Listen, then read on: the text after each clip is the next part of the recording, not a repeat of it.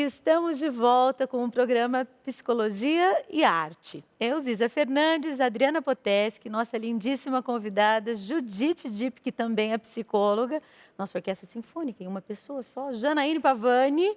Estamos conversando com você hoje sobre adoção, um assunto belíssimo, onde a gente pode abrir tantas portas, tantas janelas para ajudar muita gente por aí. E eu convido você a prestar atenção no trailer desse filme maravilhoso, baseado em fatos reais. É a história do Big Mike. Maravilhoso, presta atenção, já já a gente fala mais dele. I'm not cutting, I'm just asking.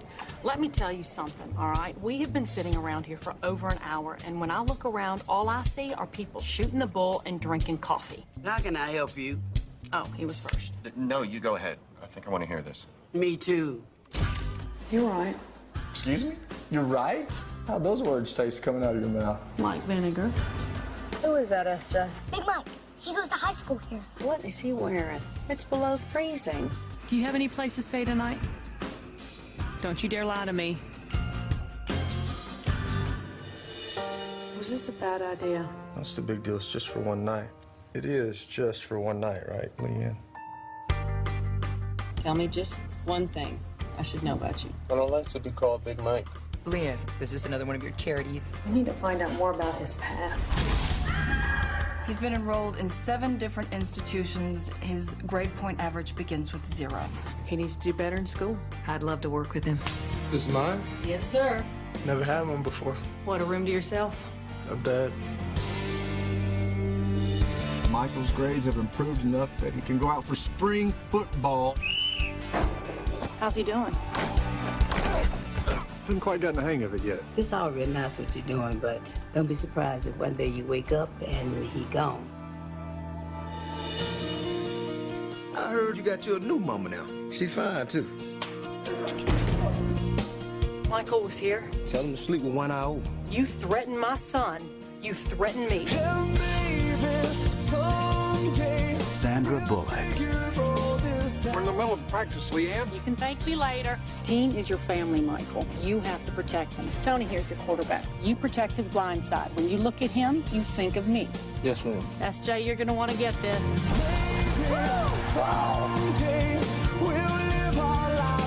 Mike's the best left tackle I've seen in years.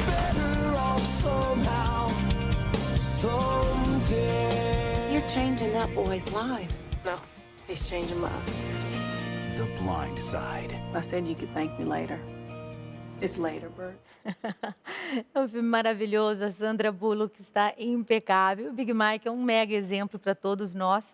É um desafio. A adoção traz muitos desafios que a gente pode conversar um pouco hoje com a Judite, que vai nos trazer essa realidade, tanto do lar onde ela trabalha, quanto da própria realidade que ela vive, porque ela tem um filho adotivo. E é lindíssimo observar esse desafio que pode ser vivido por qualquer um de nós, seja por diferença social, como é no caso do exemplo do filme mesmo. Uma mulher de altíssimo nível social ajuda uma pessoa que vem de uma situação completamente difícil. Judite, como é que é isso? Como é que é a adoção? O que é adoção no seu coração? Conta pra gente um pouquinho disso.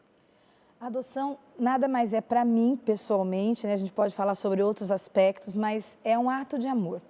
É o desejo de ser mãe que, por uma impossibilidade da natureza, por uma impossibilidade física, eu não consegui. E esse desejo se torna tão grande, né? Maior do que a minha própria, os meus próprios limites. Então, eu entro numa fila, né, nesse processo para adotar uma criança. É realização do desejo de ser mãe, da mesma forma como a gente é mãe de um filho biológico. Então, não há diferenças. Eu me lembro de um pedacinho da sua história, e me corrija se eu errar, mas você estava em viagem internacional quando o Francisco veio para você. E você me disse assim, não me levem já no aeroporto, que eu preciso, porque é uma gravidez assim, viagem, né? já vira mãe, de repente. É aqueles 9 meses de gestação passou no avião, não é? 9 horas. E como foi isso? Quer dizer, como foi essa gestação dentro de um avião e recebê-lo? É verdade, gente. Esse é um dos pontos que mais, assim, as pessoas se interrogam e se questionam sobre esse tempo na fila de espera. Você entra faz o processo de adoção, mas você nunca sabe quando você vai ser chamado. Então, como numa gravidez biológica, você você passa 9 meses gestando uma criança, você sabe que tem uma data para ela chegar. E quando você está num processo para adotar uma criança, você não sabe quando isso vai acontecer. E, de repente, você se torna mãe da noite para o dia. Foi o que aconteceu comigo. Eu morava fora do país na época que a gente entrou na fila de adoção e fui embora, segui minha vida, sem saber quando eu ia ser chamada. E quando aconteceu da Vara da Infância e da Juventude nos ligar dizendo que tinha uma criança para nós, eu estava nas vésperas de uma viagem de férias para o Brasil, onde eu estava com os meus pais doentes, ansiosíssima para vir para casa visitar meu pai e minha mãe. Foi quando eu recebi a notícia, sem esperar, de que ele tinha chegado. Então, para mim, no primeiro momento, foi um choque. Meu Deus, como e agora? assim? Eu não tinha uma fralda, eu não tinha uma chupeta, eu não tinha uma roupinha. Então, isso tudo foi muito impactante. Ele tinha 2 meses, ele estava para completar 2 meses de vida. Né? Então, eu conheci ele no primeiro momento pelo vídeo do Skype, numa foto, né? Que na época meu sogro me mostrou. É interessante porque algumas mães que parem de seus próprios corpos, os filhos, às vezes tem uma sensação de estranheza, né? Meu Deus, isso saiu de mim, isso é meu. Então, não é muito diferente mesmo, porque na adoção é a mesma coisa, né? Isso agora é meu. Com certeza, Adriana, esse é um ponto, assim. De caso para caso. Tem pessoas que, ao gestarem um filho, ao darem à luz a um filho, né? A gente ouve situações de mulheres que entram, por exemplo, em depressão pós-parto. Sim. O que eu vou fazer com essa criança? E agora? Eu quis tanto. E agora? A mesma coisa pode acontecer num processo de adoção. Judite, se eu quero adotar uma criança e o meu marido não quer adotar, como é que funciona isso? Você no lar acompanha essas realidades? Mães que querem adotar e maridos que custam acompanhar e cedem no processo ou não? Como é que é isso? Ziza, normalmente no lar, quando a pessoa chega, ela já está designada para uma criança. Então é comum a gente ouvir histórias e pessoas que sabem que eu sou psicóloga, que trabalham numa instituição e que têm um filho adotivo, perguntarem isso. Nossa, eu tinha muita vontade de adotar uma criança, mas o meu marido tem problemas, ou então ele não aceita porque ele tem uma preocupação de como que vai ser isso, se ele vai conseguir amar, se a gente vai conseguir amar um filho do coração da mesma forma que a gente amaria um filho nosso. Então isso, em primeiro lugar, né? Se você é casada, se você tem essa questão, primeiro você precisa conversar isso, procurar conhecer experiências, ouvir pessoas que passaram por esse processo para desmistificar. Existem muitos mitos sobre a adoção, que a criança adotiva dá mais trabalho que a outra, que a criança adotiva é mais revoltada, até um falso mito de que eu não vou conseguir amar um filho adotivo da mesma forma que eu amaria um filho biológico. Mas, gente, nós precisamos agora considerar algumas coisas, justamente para a gente poder clarificar um pouco esse mito ou não é mito.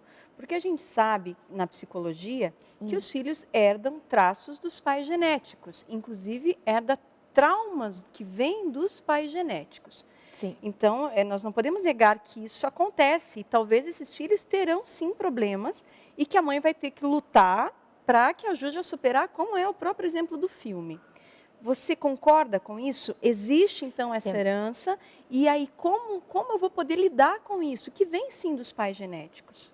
Porque do filme ele já está crescido, né? Ali no Big Mike. Ele já vem com uma carga forte e ainda assim consegue se superar. Mas pequenininho, talvez seja bem mais amenizado isso. Existem, lógico, né? Por exemplo, na realidade que eu trabalho hoje, 90% das crianças são filhos de pais dependentes químicos do crack. Mães usuárias de crack durante toda a gestação, que deram à luz sob o efeito do crack, né? Então, existe muito essa pergunta. Que sequela que fica? E crianças, algumas que já entraram num abrigo um pouquinho maiores, mas que foram vítimas, às vezes nem sempre de uma violência, mas de uma negligência. É óbvio que isso interfere no psiquismo, né? Até pelos estudos que a gente faz, né? No sentido da psicologia, a gente vê que a gestação pode, sim, causar traumas numa criança. Menos quando uma criança é adotada mais cedo, mais bebê, é mais fácil de você trabalhar com isso. Não tem hoje um estudo científico que comprove que a criança terá problemas. Nós não podemos afirmar isso. Não dá Cada história é uma história e vai depender muito do tamanho do teu amor e da tua vontade de abraçar aquilo, entende? Porque um filho biológico também pode vir com traumas, ele pode ser muito desejado, mas ter dificuldades. A gente vê isso todos os dias, nos nossos consultórios estão cheios. Então, não dá para dizer porque é adotivo que vai ter problema, que vai ter trauma. Não, né? E isso me assusta um pouco a história da tal da devolução de criança.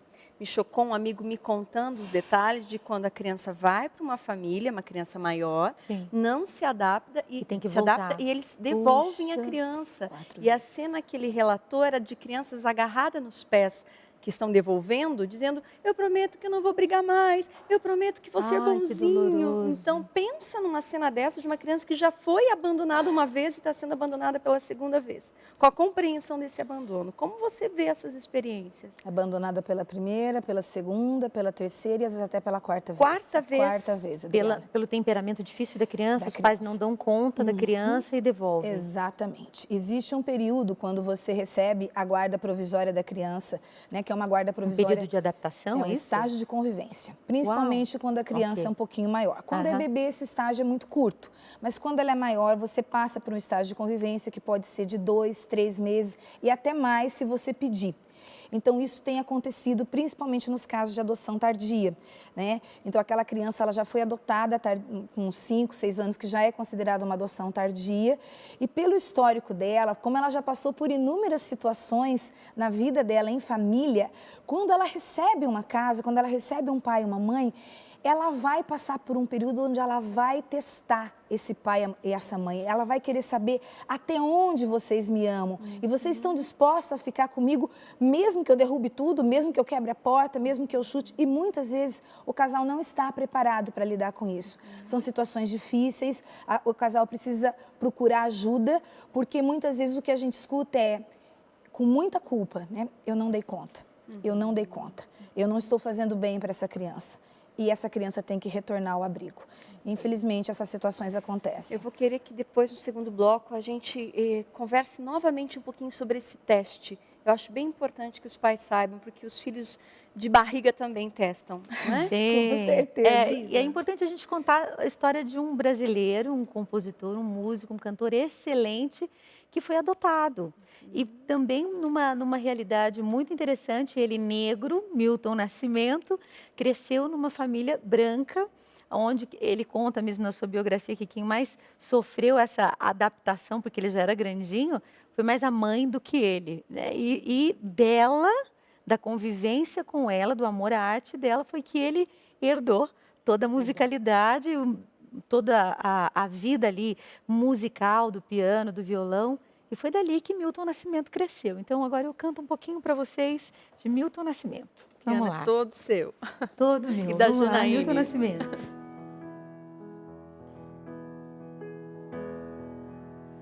Maria, Maria, um dom, uma certa magia, uma força que nos alerta, uma mulher que merece viver e amar como outra qualquer do planeta.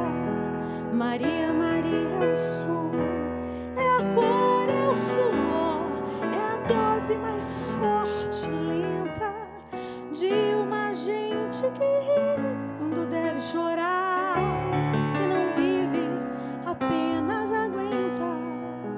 Mas é preciso ter força, é preciso ter raça, é preciso ter gana.